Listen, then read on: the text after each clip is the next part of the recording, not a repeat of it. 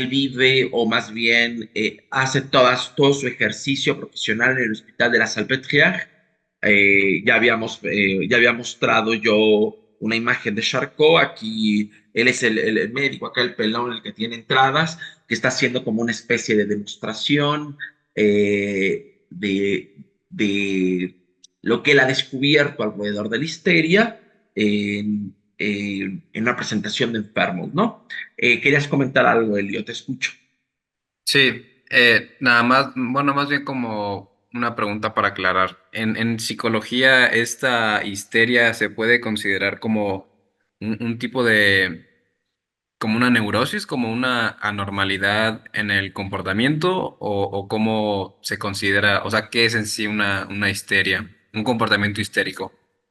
Ok, la histeria es una patología mental con todos los problemas que puede tener la nomenclatura de patología mental. Nosotros consideremos también que la psicopatología tiene todo un fundamento axiológico. ¿A qué me refiero con esto? Que es la época y los ideales de la época los que la construyen como, como comportamiento patológico. Eh, Inclusive hay razones políticas que lo recortan como tal, que le dan estatuto de conducta normal o anormal. En el siglo XIX era una conducta normal, sinónimo de neurosis, pero digo, tenemos que tener también cuidado con la idea de psicopatología, porque yo te decía hace ratito, ¿no? Hay ideas políticas que participan de lo que se considera en una época como patológico y que en otra época puede ser considerado como normal. Por ejemplo, hasta en finales de los años 70, la homosexualidad dentro del manual diagnóstico de la Sociedad Psicológica Americana, la IPA, era considerado como una patología. El, ¿Por qué la homosexualidad sale del manual diagnóstico? El manual diagnóstico que regía en su momento a toda la práctica psiquiátrica y psicológica a nivel mundial, o por lo menos en buena parte de los países de Occidente. O sea, no es cualquier manual diagnóstico. Era el manual diagnóstico de la época, porque además, bueno, van cambiando. En aquel momento es el DCM-3. Después, por ejemplo, cuando yo iba en la universidad, nos tocaba estudiar el DCM-4. Y más o menos por ahí del año 2010, 2011, si no mal recuerdo, hay como una nueva actualización que le llaman DCM-5 y que es el que rige a nivel mundial actualmente, ¿no? Bueno, en la época, estoy hablando de finales de los 70, en el DCM-3, la homosexualidad aparecía como una patología mental. Eh, ¿Cómo sacan a la homosexualidad del, de este manual diagnóstico? Por presión política, porque es el momento en donde empiezan a surgir movimientos por parte de la comunidad LGBT.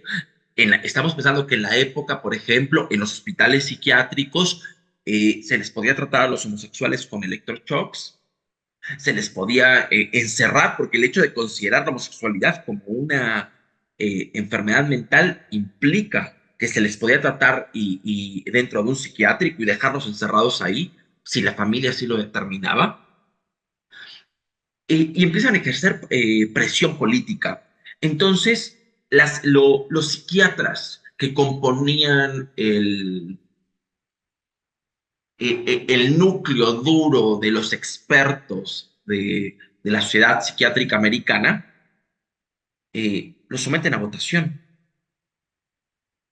En una reunión, en una plenaria, preguntan a ver quién está de acuerdo que saquemos a la homosexualidad del manual diagnóstico. Y la mayoría vota que se le saque, se le saque del del manual diagnóstico por la presión política que estaban ejerciendo, sin ninguna clase de, de estudio científico, sin ninguna clase de discusión propiamente teórica o propiamente científica, por, por común acuerdo, eh, por, ¿cómo llamarlo? Eh, por consenso, por consenso de los expertos. A ver, yo no estoy diciendo que la homosexualidad tendría que seguir nomenclada como patología. Por supuesto que no.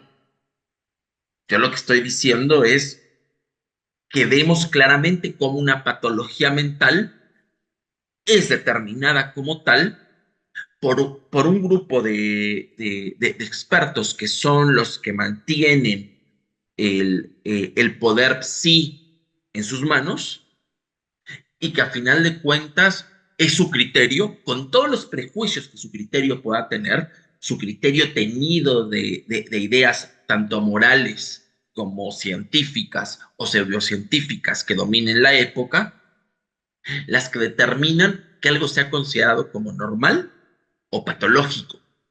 Entonces pasa lo mismo con la histeria. Es sinónimo de neurosis, es sinónimo de enfermedad mental para la época, es sinónimo de patología ya de entrada. Una persona que recibía el diagnóstico de histeria eh, podían terminar en hospitales psiquiátricos, porque además se aquejan de una serie de síntomas que no era fácil tratar en su momento. Si bien había toda una serie de técnicas de las que estábamos hablando en la clase pasada, ¿no? Desde intentar acomodar el movimiento del útero, ya fuera con calor o con la prescripción de relaciones sexuales, porque se consideraba que la histeria tenía directamente que ver con el órgano sexual y reproductor femenino, era tratada por los médicos. No sé si en este momento más o menos contesto a la pregunta que planteas, Elio. Sí, sí. Bueno, me surgió otra ahorita que volvió a mencionar lo de la clase pasada, que decía que creo que con el útero, que cuando no se concebía pues el sexo, que de alguna manera se movía por el cuerpo como en busca de calor o algo así, entendí. Ujú. ¿Se refiere a qué se refiere con este movimiento o con se refiere figurativamente A ver, o era la idea la idea de la época, porque si bien yo estoy diciendo que la histeria es la enfermedad del siglo XIX, porque era la preocupación de los psiquiatras del siglo XIX, entender qué es lo que pasaba en la histeria. Antes del siglo XIX había toda una serie de ideas vinculadas con la histeria, porque la histeria, si bien es estudiada en el siglo XIX, no nace en el siglo XIX. Nosotros tenemos eh, algunos comentarios alrededor de esta patología desde la época de los griegos y desde la época de los egipcios. Estamos hablando de 2000, 3000 años antes de Cristo. 2000 años, 1900 años antes de Cristo, en un papiro egipcio. Y ya desde ahí estaba vinculada la idea de que la histeria tenía que ver con un movimiento del útero.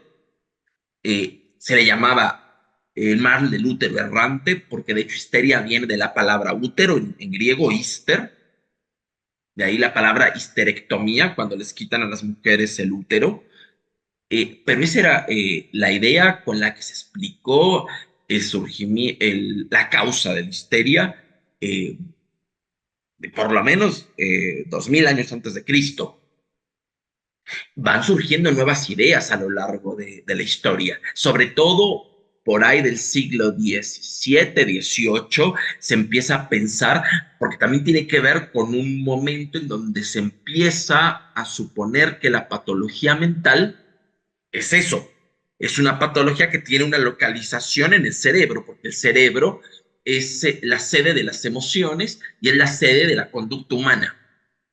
Entonces nosotros tenemos, por ejemplo, ya a finales de 1700, algunos autores que empiezan a suponer que, que detrás de la histeria, o sea, la causa de la histeria tiene que ver con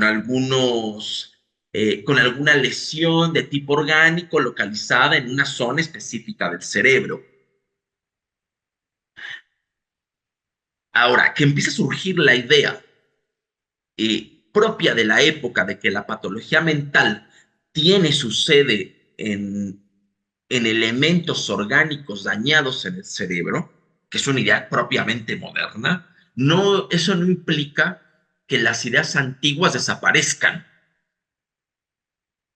Parece que a veces conviven las ideas nuevas con las ideas antiguas, porque todavía en época de Freud se les prescribía a algunas histéricas el tener relaciones sexuales. Todavía se prescribía tal cual, sí, tratamientos como esos, ¿no? O sea, como esos.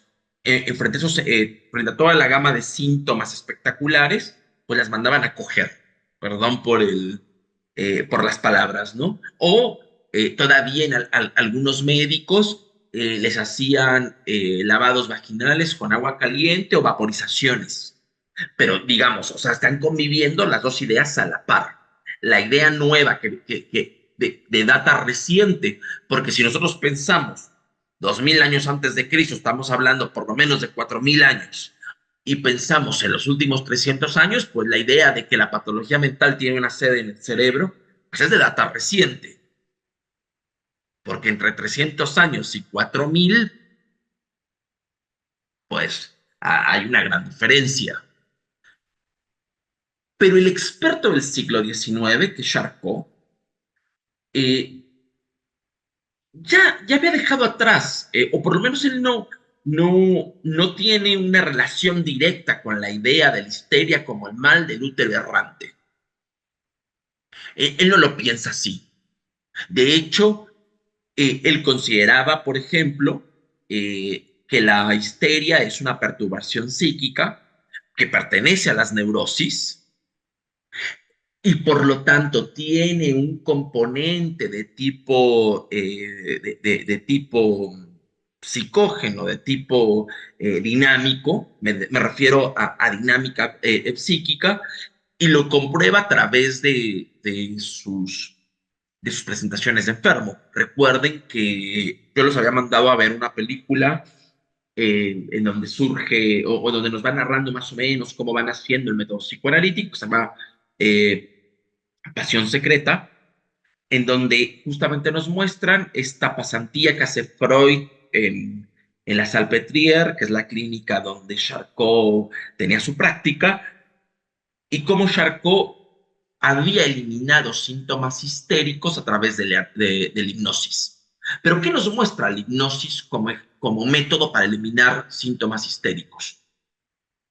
Que la perturbación es mental, que la perturbación puede ser eh, quitada con hipnosis o puede ser impuesta con hipnosis, porque ¿qué es lo que hace Charcot? Eh, Llegaba una mujer temblando, ¿no? Llegaba una mujer temblando diciendo que no podía dejar de mover el brazo, la hipnotizaba, le decía que ella no tenía nada, que su brazo estaba en perfecto estado, en estado hipnótico, en este estado de letargo hipnótico, y en medio del estado de letargo, esto, perdón, después de que despertaba del estado de letargo, dejaba de mover el brazo. Entonces nos muestra que la causa de esa motivación, eh, o más bien ese síntoma histérico, es psicógena. Y que no hay una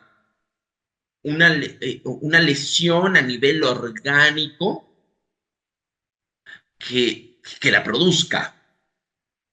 Porque también, así como quitaba síntomas con hipnosis, también imponía síntomas Charcot con hipnosis. Entonces, esto empieza a provocar una nueva idea, porque empiezan a surgir entonces dos ideas en el momento en que Charcot está trabajando con la histeria. surge la idea de que la histeria tiene un fundamento psicógeno y empieza a luchar con la idea de que la histeria tiene un fundamento orgánico. Charcot nunca termina de abandonar la idea de que la histeria tiene un fundamento orgánico. De hecho, hay una cosa que Charcot llama lesión funcional. ¿A qué refiere él con lesión funcional? Pues dice que es una lesión tan